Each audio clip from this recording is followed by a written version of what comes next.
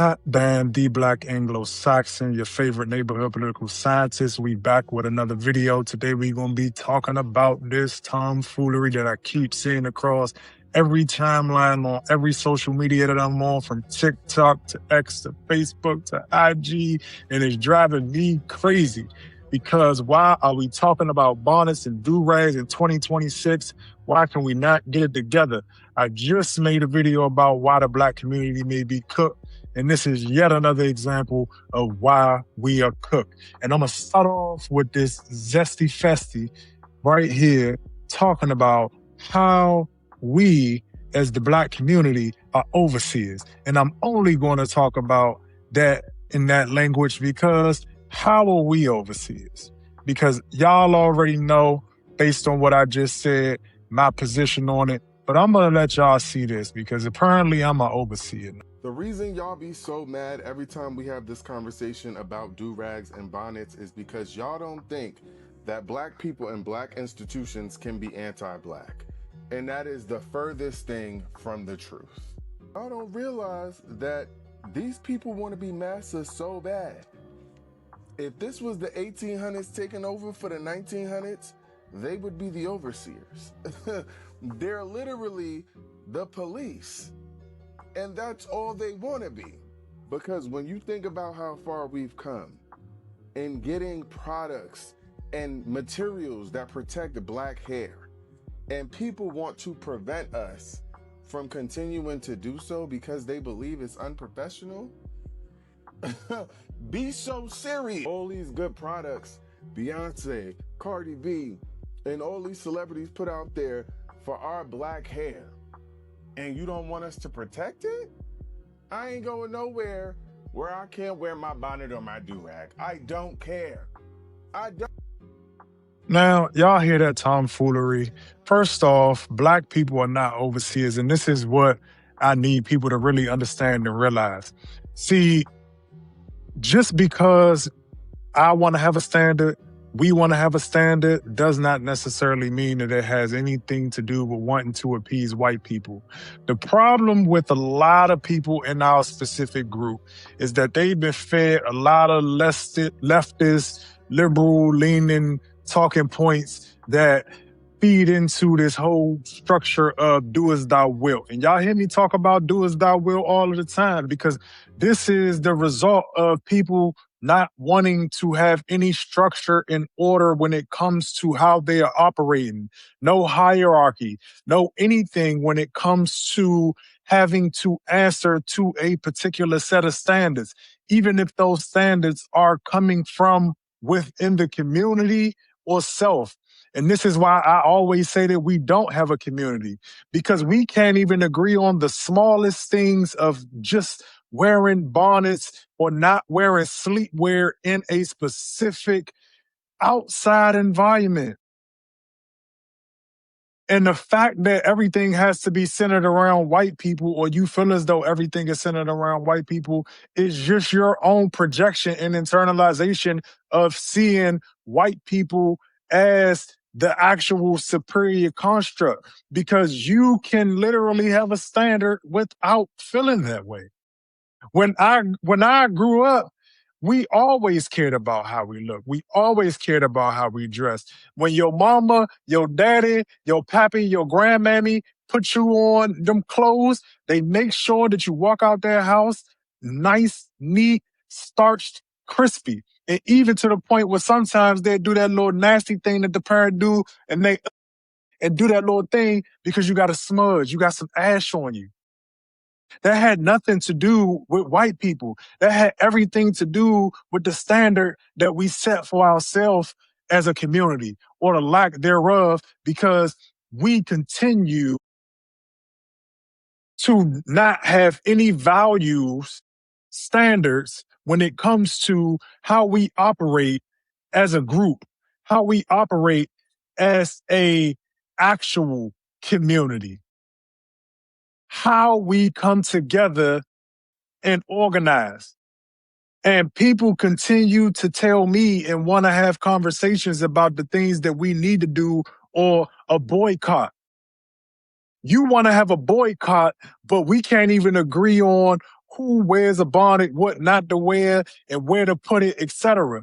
Acting as if we are not going into the real world when people are having dress codes where you might gotta wear a certain type of shirt, you might gotta wear a certain type of pair of pants. I've worked in environments where the only real acceptable thing is a black suit, a gray suit, what do you call that? And a navy suit, certain color ties. Everything is stripped down to a very, very corporate, minimal look. Or you can't wear certain hair dues. You can't have a face full of hair. But we're talking about bonnets and durags and sleepwear because I want it to be clear that we're not talking about sweatpants. We're not talking about hoodies. We're not talking about head wraps. We're not talking about baseball caps. We're not talking about any of those things that would have been acceptable in this same context. We're talking about sleepwear. We're talking about wear that goes into your house and your home, and the fact that a standard was put in place and people are acting this way as if this is something so outlandish and so outrageous is why we are failing. And miss me with, oh, this is patriarchal and this is white supremacy and this is just a manifestation of respectability politics. No, it's not. I've done a number of videos on disparaging respectability politics. Respectability politics is the devaluation of a person based on said overall aesthetic. This is not that. This is not them saying we're going to kick you out of the school. This is saying that, yes, you may have a consequence of be reprimanded, and we would encourage you to not do so.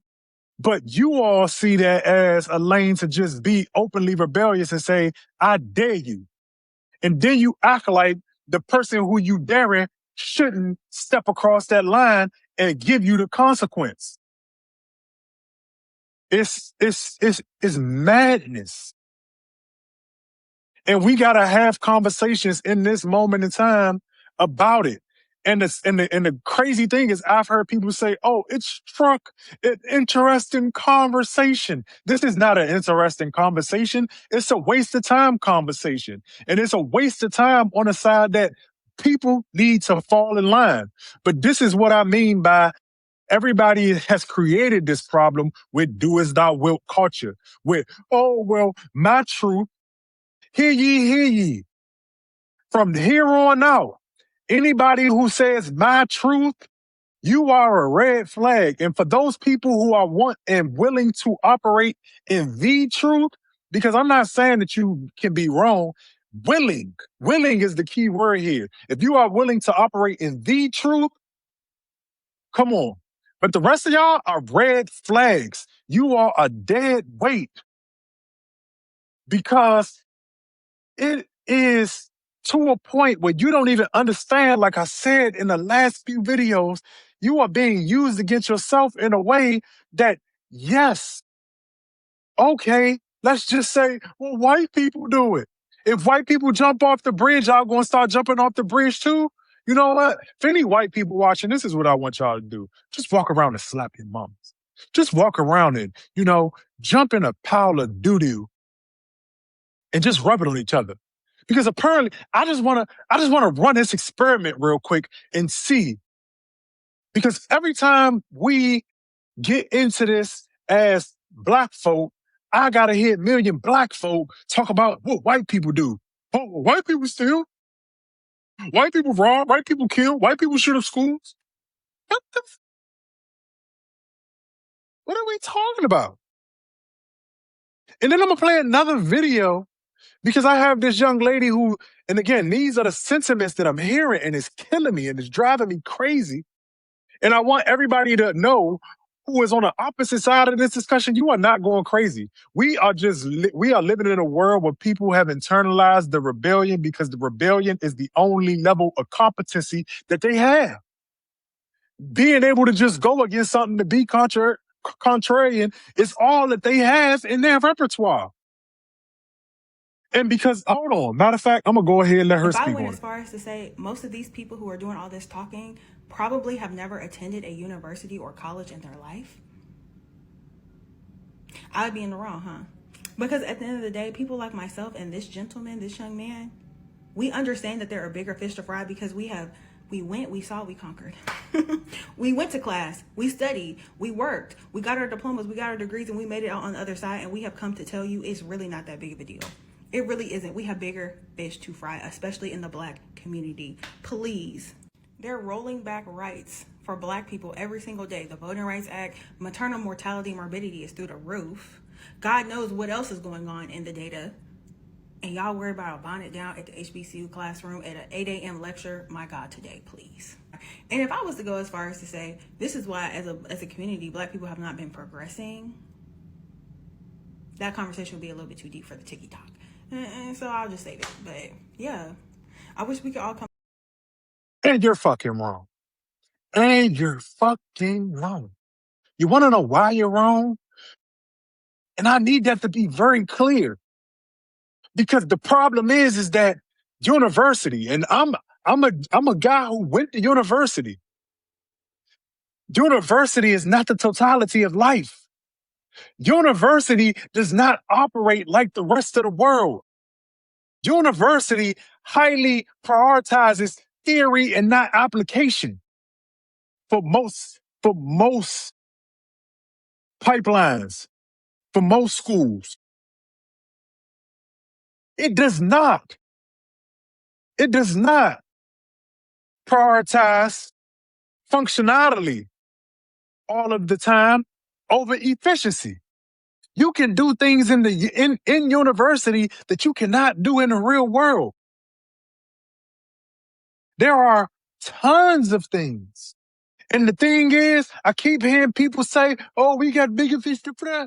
We got bigger fish to fry. Well, we got to fry the little fish to be able to fry the big fish. And this is what y'all don't understand. For a person who has went to university like yourself, there's a word. There's a word for what you're talking about. And it's called prerequisite. Because the prerequisite to get to the big fish, you got to be able to kill the little fish. You can't just jump to the big fish because you just want to jump to Leviathan level. And if you jump to Leviathan level, you're going to get destroyed. Because guess what? Getting to Leviathan level takes a level of being and moving in a monolithic manner and not just in this atomized way where people want to just, oh, I want to do what I want to do. I want to do what I want to do. Oh, that's her truth. Let her live her truth. Oh, this is that truth. This is his truth. This is they truth. No, no, no. That's not how any of this works. And you talking about politics? The whole reason that our politics sucks is because we're having to stop in the middle to have this conversation. Because I make content about a bunch of different things, right? A bunch of different things, right? The things that get views is bullshit like this. The things that get views is nonsense or information that is just regurgitated that so that people can just consume information without any form of application, any form of logistics, any form of operationalizing the information that is being given. Y'all are just all here talking the talk like Seinfeld said. You are very, very, very fucking wrong. And I get tired of seeing you stupid people come up here and talk. Because the thing is, we got to start calling people dumb again. We really have to. We've let people who are dumb just keep talking and talking and talking. And the reason why it matters is because narrative matters. You want to talk about politics, you want to talk about policy, narrative informs policy. It informs legislation. It informs the body of the politic because the narrative is what sets the framework for the research to get done. And the research is the very thing that university informs, which has been captured by the same people who we keep feeding into because y'all want to spin that. Y'all want to watch nonsense. Y'all want to watch tomfoolery, engage in tomfoolery, and just, oh, it's a hot summer because y'all not really adults. Because for what it's worth, It's easy to just talk about politics. It's easy to just, and again, a lot of y'all think talking politics is just shooting the shit for what most of y'all think. And I'm gonna bring this up because this y'all boy, Mr. Conscious Lee. I have a master's degree in higher education, and none of this shit y'all saying about dressing for success and outlawing bonnets and durags is supported by data. Key findings from federal data and civil rights studies that over 80% of predominantly Black schools enforce strict dress codes, leading to higher rates of classroom removal and negative psychological impacts. HBCUs are predominantly Black schools, right? And this comments like this, and this is what I mean by you get these people who come up here and it sounds really good because a lot of people, like I said in my charisma video, they have mastered the gift of gab. But first off, when we talk about data, understand that data is one half of understanding what a particular situation is telling. In short, in simple, the data that he's referring to cannot explain, because he'll be the same person to tell you this is a structurally racist society. There would not be data to inform you on how impactful it is, because for us as a group,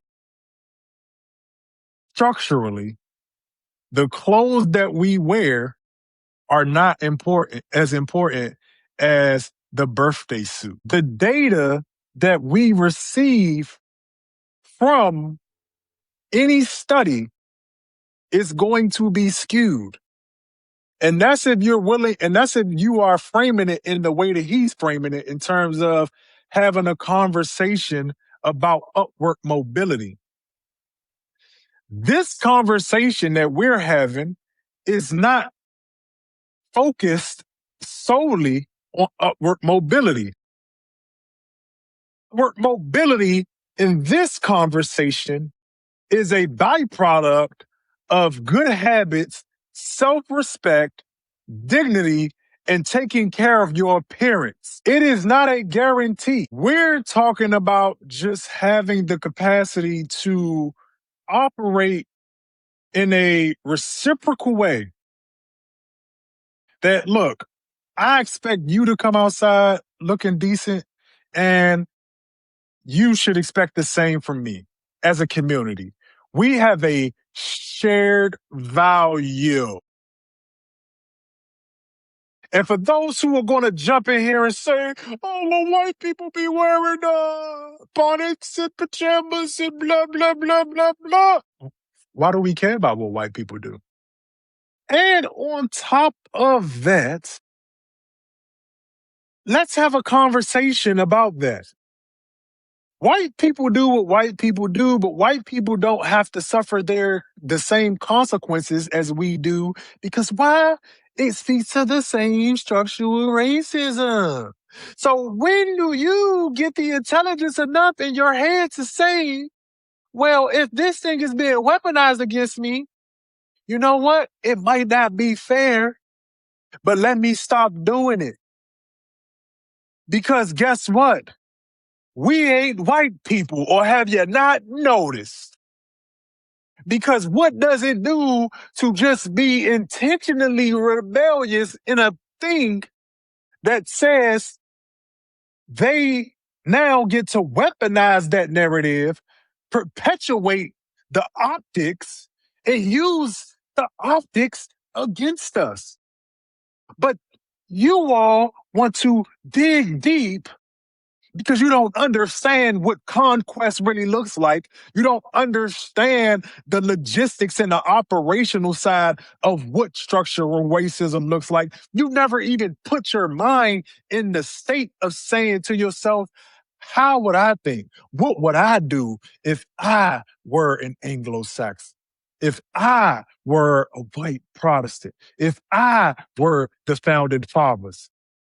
I would tell my white women who they adore so much, who's the crown jewel, to go out and do a particular thing. And then guess what? They're going to start doing it because they're followers. And we're going to slide out the way and let them become the visual. And then we're going to weaponize it because guess what? White people also shun each other. If you have not had proximity to them, there are also some very classist elitist motherfuckers who will tell their own. You pole mother, get away from me, little solid. You ain't going into no, what you one of them clubs? You ain't going in there looking any kind of way. And I can tell y'all haven't really been around white people in that context because they vicious. What they don't do though is they don't go back and forth. See, in their community, you get kicked out, socially exiled. That's what it is. Nah, you against the whole? You against the monolith? Cool, you do that. But the only benefit that you get is the birthday suit. You don't get all the residual benefits. And even in their own families, get out, little tummy.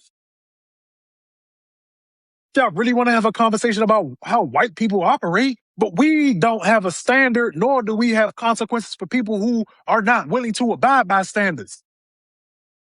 Because every my truth, he truth, hate truth, come on, we gotta stop. And the sad part is, I gotta sit here and watch this tomfoolery being talked about as if it's a constructive conversation.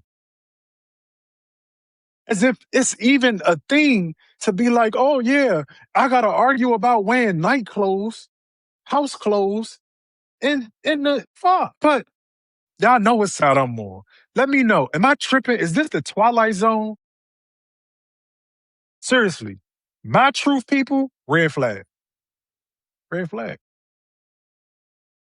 Or am I tripping? And if I'm tripping, I'm tripping. I need somebody to really, really. And again, if you hop in the comments, I want long, thorough comments, and I'm gonna respond to the long, thorough comments. Not none of the just the coon stuff. I ain't trying to hear that. And if you gonna call me a coon and all that, put Mister in front of it. Please and thank you. That's all I ask. Because you ain't never watched none of my old stuff if you think I'm a coon. Anybody can get the smoke. Today, the smoke is about why we wasting time on nonsense and tomfoolery. But I know why we wasting time on nonsense and tomfoolery because all we engage in as a community is nonsense and tomfoolery. And fuck.